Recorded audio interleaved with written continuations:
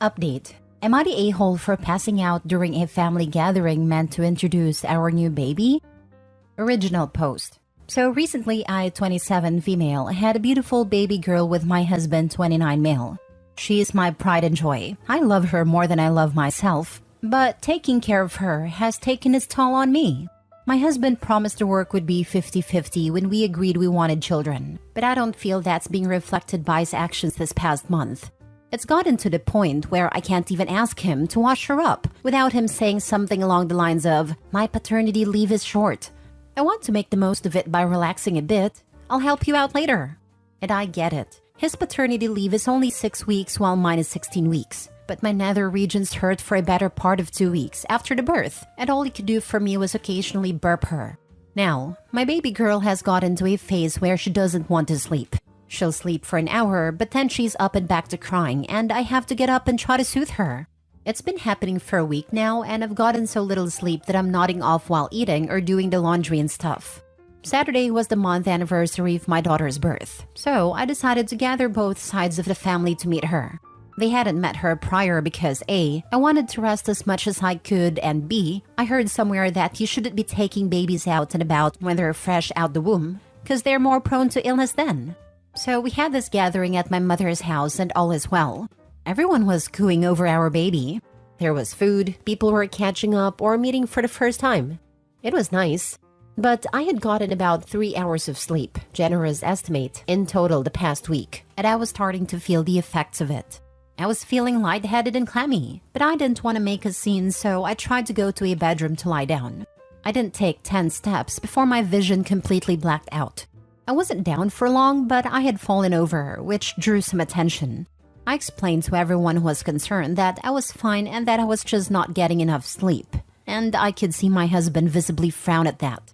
They gave me some of the dessert my aunt made to get my sugar up, and the party continued. I felt embarrassed about the whole thing, especially since everyone was still looking over me until we left. But it's whatever. What bothers me is my husband's reaction. When we got home, he started going off on me about how I made him look bad and like he wasn't taking care of me. I was confused on how the heck me passing out made him look bad, but he refused to explain himself and had a pity party for himself in the kitchen. I was still feeling bad, so I decided to leave him alone and just go to sleep. But he seems to have taken that as a sign that I don't care about his feelings. He's in my ear this morning about how I just ignored him to go to sleep last night and how I didn't even put the baby to sleep before leaving. Is he right? Am I the a-hole here? Now for the top comments before reading the update. Not the a-hole, and I can't call your husband the names I want to because my comment will be deleted. Paternity leave isn't a time to relax. It's a time you're helping raise the baby and spending time together as a family. Clearly, he is not doing either of these things as A, you'd be better rested, and B, he'd have noticed you're exhausted.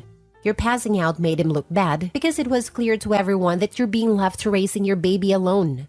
It's clearly not a partnership, and the a-hole you're married to is turning it into you to shift responsibility and blame. You need to seriously reconsider the relationship's future and brings this up with him, as it all comes down to him and his behavior. If he gets his act together, then things will be much better. But if he doesn't, you and your daughter deserve so much better. He doesn't know what paternity leave is and doesn't really want to take care of his family. Sadly, you can't seem to shake that loser. This deadbeat of a father and husband is using his 6 weeks to laze around, instead of using it to take care of his wife and child. OP, you said you love your baby more than yourself. Would you want to let her grow up and think that it's normal for wives to push themselves while they're sleepless and in pain until they faint? And husbands to berate them instead of worrying and taking care of them? Tell your parents that your husband doesn't help you at all and blamed you for making him look bad. You know what else makes him look bad? Being a deadbeat father and partner. The whole point of paternity leave is for him to help out, not relax. He makes you work extra hard in taking care of the baby. Then when you pass out, he sees himself as a victim who looks bad in front of his family? Your fainting is proof that he's not pulling his weight. If you trust his parents, show them this post and get their back up in giving him the wake-up call he deserves. His parents are genuinely nice people, so that may work. I'm starting to worry about my health at this point, and he's refusing to listen to me. Mini update. So I've tried talking with him, but he's been ignoring me and the baby the last 3 hours. I'd usually wait longer, but I'm just too tired to deal with this right now. You guys were right. I do need help with this. And he's made it very clear he's not ready to help me yet. So I'm just going to go to my mom's place. I'm currently packing. I'm so done. Now for the full update. Hi all, your comments were really helpful, so thank you. Yesterday, before I could Uber to my mom's house, my sister offered to help me, so I'm staying with her instead. She's taking personal time off to help me out with my girl, which I'm very grateful for. She also gave me sleep medicine that knocked me out for hours. I'm not sure if that was a good idea or not, but I slept long and well, so I don't care. I woke up a few hours ago to tons of messages from my husband. Like the little app icon had 99 plus on it. Here are some things he said, copy-pasted. You can't just up and freaking leave with my baby. Come back now, please. Let's talk about it. You're actually so freaking immature. What the heck is wrong with you? We have one argument and you freaking pretend like I've been beating you. Why the heck did you leave? We can work this out like adults, yet you're choosing to be difficult like a little bee. Please just come back. We will talk and sort this out and we can go back to being happy, so come back. I miss my baby girl. You can't just take her away. What if I call the police for kidnapping? Would that teach you what you're doing is wrong? I would screenshot, but it says this community doesn't allow attachments, so I can't. And I know it's a bit weird to tell y'all what he's been texting me, but I'm mad right now and this feels therapeutic, lol. I already sent the screenshots to his mom though. As for my baby, I have an appointment to a pediatrician for Wednesday, but for now, she's in formula since my breast milk quality isn't the best for understandable reasons. My sister said she wasn't as fuzzy as I described, so I really think the problem is with my milk. That or my sister wanted to make me feel better for sleeping. Who knows? I'll wait for the doctor's opinion. I'm not feeling 100%, but I feel a whole lot more better than before. Thank you to everyone who showed concern. I think this will be the last update since I want to not think too much about my husband right now. I am so glad you left and got some help and rest. You definitely need and deserve it. I still can't get over your husband's mental gymnastics here. He hasn't been a parent, hasn't helped you at all, and hasn't really spent any time caring for his daughter, and only cares about what other people besides you think. But misses his baby girl and wants you to come back so we can go back to being happy? Sounds like the only person who was happy was him. He got a 6-week vacation and didn't have to lift a finger. Let me guess, you were doing all the cooking and cleaning on top of caring for the baby? From what he is texting you, he thinks he did nothing wrong. He is being deliberately obtuse. To add insult to injury, he calls you a bee and threatens you with the cops. Lovely. He is a real peach. I really want to know what his mom has to say. Does she know he was mad at you for passing out? Because it isn't about love. It is about control and image. Please keep strong. You have done a fabulous job doing what you need to for you and baby. Best wishes. Damn, this dude is crazy. Hopefully next update it'll be ex-husband. What he said was too crazy. Not even caring at all.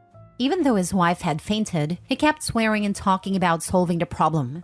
When you really go back, it will probably be another scolding and insulting. Your sister is helping you take care of your child now, so you can sleep peacefully and take care of your body first. That man is not worth it. When you decide you've had enough, take a screenshot of his text so you can show it to everyone who will be asking you whether or not to terminate things permanently. You are already a married single mother. Get free of your violent husband's deadweight. Next story. Am I the a-hole for ignoring my pregnant wife when she gave me the silent treatment over ice cream? Wife 32 female is pregnant and has her emotional and physical struggles. Add a scoop of annoyance and silliness too. Frankly, I'm too tired sometimes, and I need to know if I did anything wrong here. I 35 male, I'm a professional, and right now very busy. Wife has her fair share of mood swings and hormonal cravings, and we try to get by, most of the time, except when she expects me to read her mind. It's a constant point of our discussions initiated by her, because she feels I don't do stuff for her unless asked, which I disagree with. I bring her flowers, I will plan our dates, and I will give her a massage out of the blue when I'm feeling like I want to show my love for her.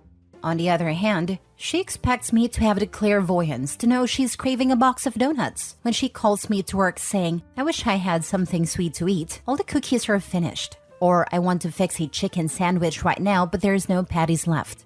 You see where I'm at? She feels that this is her way of communicating things with me, and if I really loved her and knew her, I'd understand. I disagree with her and tell her she needs to be direct with me if she wants me to bring home something for her. This is followed by her disappointed look and heavy sighs. Recently, something similar happened and she got angry at me as to why I didn't offer to drive her to get some ice cream for her after dinner. This time, I didn't sit and listen to her blame me and told her if she's going to act like a child, maybe she's not equipped to be a mom yet. This must have cut deep, but I am honestly exhausted by her behavior, and I really don't want to put so much unnecessary pressure on myself. I want a partner. Pretty sure babies can't communicate with adults, and it's up to me as a dad to understand if they're crying because they are hungry or sick or uncomfortable. I don't want my partner who expects the same as a baby. Maybe the reason I don't prioritize what she says she wants is because honestly during the workday I have a lot in my mind. So anyone just venting to me or a simple text isn't something I retain in my memory for long. So after what I said, my wife just been giving me the silent treatment. And I'm not going to grovel when I know I've done nothing wrong. I simply ignored it. And it has been 3 days now and I've gone on about my day like nothing happened. Clearly, the lack of attention and concern for our negligible communication has an effect on her, and she's been demanding an explanation from me if I even care about our relationship. I told her that I'm not bothered if she's upset right now over something that shouldn't even be an issue, and I don't care about her validation anymore. She teared up, looked at me with shock, and went back to our room. Did I go too far? Now for the top comments. I think you guys need to focus on your communication, not who's right or wrong. You have different communication styles and that's okay, but you need to find a way that works for both of you. Your wife thinks she's being clear and you think she's not. That makes both of you angry. You need to address that without blame when she's calm and relaxed. The ideal is if you listen to each other without judging. Yeah, this is a mess, and it's not going to get easier once a screaming newborn is added in. If these guys want their marriage to survive, they need to get better at communicating. I think you both need couples therapy and learn how to communicate with each other. I agree, you're not a mind reader. Some people, mostly women I hate to say, are taught to not ask/state/demand what they want. That it's seen as not ladylike and downright rude. There seems to be a misunderstanding between you two on communicating your wants and needs. She is telling him what she needs without making demands, and he calls it mind reading. I had no problem understanding her. What's more alarming here is the aura of superiority and disdain beaming from OP's attitude towards his wife. She's the emotional one, she's the one with the communication issues and unfair demands, while he paints himself as level-headed and doing things for her, like planning dates as if that's not a mutual task of mutual benefit. Everyone sucks here at best. Last story. Am I the a-hole for not informing my wife I surrendered my portion of inheritance left by my mom? Long story short, my mother has been battling dementia for around 12 years, and around 4 years ago, she needed more care than what myself and my siblings could reasonably provide. My parents were not exactly wealthy, but they did work hard their entire lives and they always had a goal to leave a legacy behind. My siblings wanted to split the cost of placement. At the time, I was not in the place to help fund her care without great sacrifice. So I told my siblings to take my portion of the estate to cover the cost, which includes the money my parents earmarked for each grandchild. I knew it was not going to be enough, but it was the least I could do. I did not tell my wife, because I did run a plan for my siblings by her. She also agreed we could not afford to take on the amount they wanted, which was around $3,000 a month. My mother passed away February of last year. Took this long to settle her estate, and my wife was upset when we did not get a portion of the estate. So I told my siblings to use my portion to cover my side of the expenses. She was livid. I did my best to explain that she agreed we could not afford to pay $3,000 a month, and we lived too far away to provide personal assistance, so I came up with a compromise. She felt it was not my place, since that money was also intended for our kid. I told her I see where she is coming from, but I was not going to take money away from my parents or siblings if I was not helping in some shape or form. Was I the a-hole here?